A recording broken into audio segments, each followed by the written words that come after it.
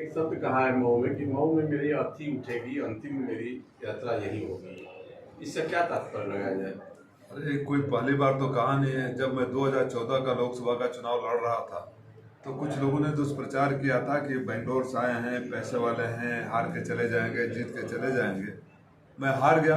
लोग कह रहे थे कि तो वापस बेंगलोर चले जाएंगे। ठीक उसके तीसरे दिन इसी हिंदी भवन में पुरानी रिकॉर्डिंग होगी, फेसबुक पर भी होगी तो देख लीजिएगा। मैंने आकर उन लोगों को जवाब दिया था कि जो लोग ये कहते थे राजीव राय बिजनेसमैन है, हार के चले जाएंगे बेंगलोर, उनको मैं कहने आया हूँ कि मैं आपके दिल में रहने आया हूँ। जब आपको समझ में आए मुझे दिल्ली भेजना, लेकिन मैं आपके दिल में अपनी जगह बनाऊंगा और घुसी को अपना लिया हूँ तो आजीवन यहीं रहूँगा और मेरी आखिरी सांस भी यहीं से टूटेगी। मैं कहीं और जाने वालों में से नहीं हूँ। राजीव जी, ऐसा क्या है मऊ को आपने चुना है जो आप हार्टली लगाव कर लिए हैं मऊ से? इतना क्यों? देखिए, पहला मोहब्बत आदमी इंसान कभी भूलता नहीं है। पहला चुनाव में ज़िंदगी का लोकसभा का ही लड़ा और वो मौका मुझे घोसी में मिला। कल्पनाथ राय जी का नाम सुनकर हम लोग बड़े हुए थे, विकास पुरुष, और वो एक हम लोग कहीं थे बचपन में सुना करते थे। मैं कल्पनाथ राय जी से जब मिला तो प्रभावित भी बहुत हुआ था।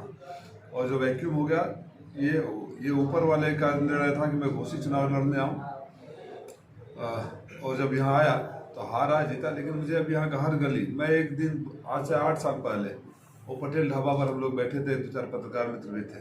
स्कूल के बच्चे 5वीं 6वीं क्लास के जब बस सामने से रुकी जाम में राजीव राय राजीव राय राजीव राय करने लगे, तो मुझे यहाँ हर जगह अपनापन मिला। जितना प्यार यहाँ मिला, देखिए आपको याद होगा जब हमारे एक्सीडेंट हुआ था माँ बाप के साथ, वो जो भीड़, वो सड़कें, वो कौन सा समाज, चाहे RSS हो चाहे समाज का कोई भी तबका हो, सारे लोग दुआएं कर रहे थे, सारे लोग हॉस्पिटल में आए। जब का छापा पड़ा तो जिस तरह से भीड़ ने समर्थन किया, तो ये प्यार कहाँ मिलेगा? कोई खरीद तो सकता नहीं इसे। राजीव जी, एक वक्त था जब आपको राज्यसभा का ऑफर मिल रहा था, तो फिर जब आपको राज्यसभा सांसद या लोकसभा सांसद बनने की तमन्ना है तो क्यों नहीं राज्यसभा सांसद का रास्ता? संजोग से आप उस जो ऑफर मिला था आप गवाह भी थे, तो ये कोई हवाई बातें नहीं है। मेरे गुरु जनेश्वर मिश्रा जी रहे हैं और एक दिन मुझे, मेरा कहने का मतलब, जब ऑफर आपको मिला समाजवादी पर संगठन की ओर से कि आप राज्यसभा का, वही मैं बता रहा हूँ। मेरे गुरु जनेश्वर मिश्रा रहे हैं और मैं दिल्ली में, आप लोग को पता होगा, जब भी दिल्ली रहता था तो उन्हीं के पास रहता था। वो चलती फिरती पाठशाला नहीं, यूनिवर्सिटी थे। उन्होंने एक दिन मुझसे ऐसे अनायास कह दिया कि राजीव, आज के ज़माने में जब हम राजनीति करते थे और दौर था, आज का दौर और है और आने वाले वक्त में कोई और दौर होगा। अब सांसद, विधायक, मंत्री बनना कोई बड़ी बात नहीं है। जब भी बनना तुम जन नेता बनना, तुम्हारे अंदर जन नेता का गुण देखता हूँ।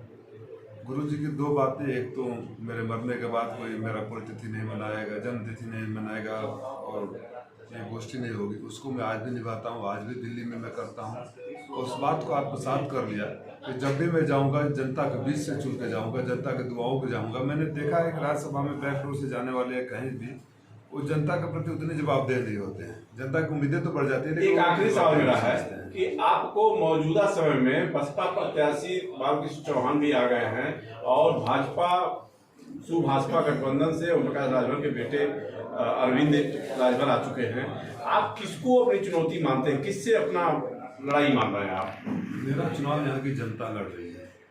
यहाँ की जनता इसलिए लड़ रही है, जो भी नाम लिए आप लोग, जब आप लोग गवाह हैं, मैं मंच से कोई भाषण नहीं दे रहा हूँ क्योंकि आप लोग विटनेस रहे हैं। आप लोग के कैमरे में वो कैद है वो मोमेंट जब यहाँ कोरोना काल में, लॉकडाउन में मैं घर घर अनाज, दवाइयाँ, मास्क वो पहुँचा रहा था।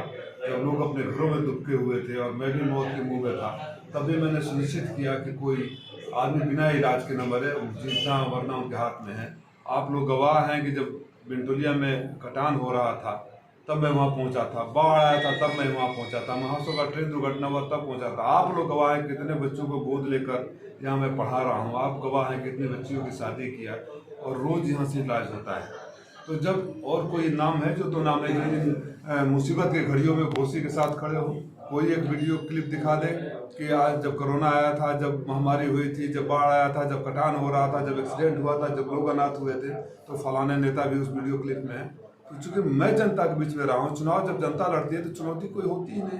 जनता के सामने उसको कौन चुनौती दे सकता है? ओपी राजभर में इतना अवगुण था, उसके बाद भी उनका समाजवादी ने अपने में जोड़ लिया और बाद में फिर वही समाजवादी उनके खिलाफ हो गई।